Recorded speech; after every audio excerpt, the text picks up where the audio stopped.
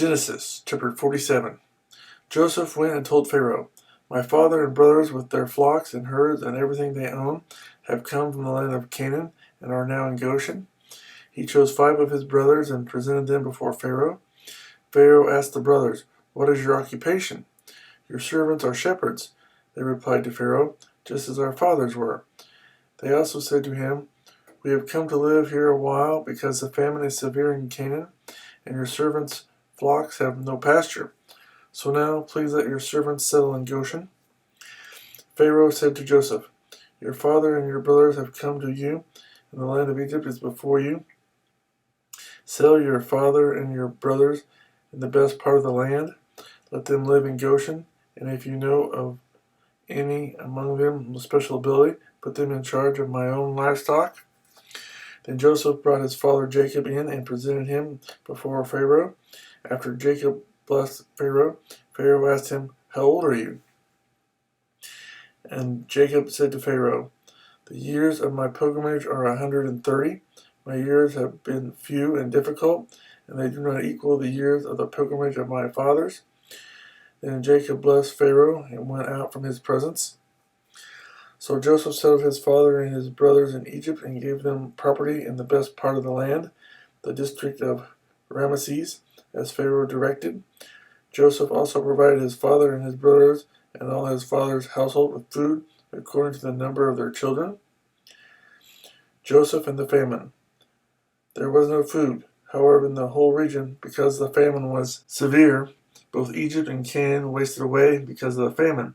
Joseph collected all the money that was to be found in Egypt and Canaan in payment for the grain they were buying, and he brought it to Pharaoh's palace. When the money of the people of Egypt and Canaan was gone, all Egypt came to Joseph and said, "Give us food.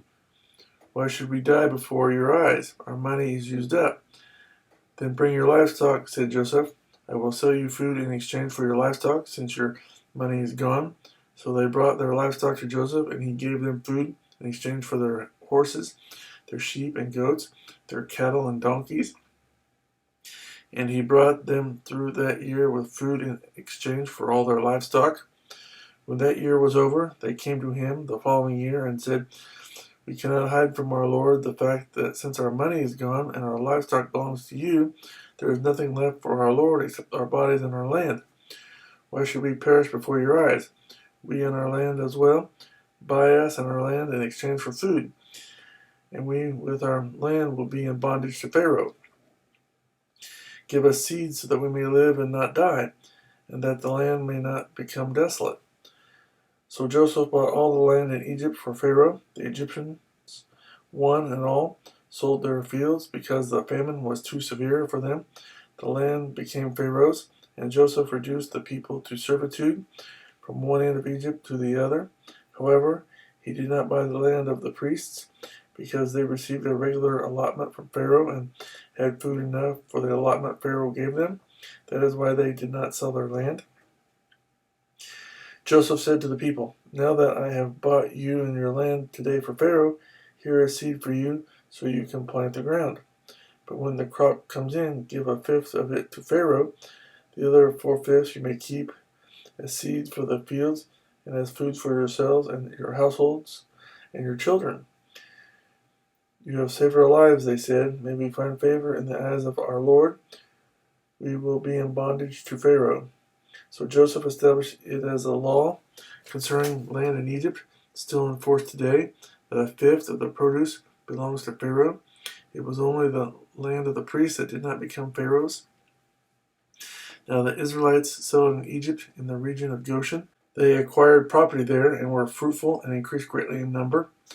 Jacob lived in Egypt 17 years, and the years of his life were 147. When the time drew near for Israel to die, he called for his son Joseph and said to him, "If I have found favor in your eyes, put your hand under my thigh and promise that you will show me kindness and faithfulness. Do not bury me in Egypt, but when I rest with my fathers, carry me out of Egypt and bury me where they are buried." "I will do as you say," he said. "Swear to me," he said.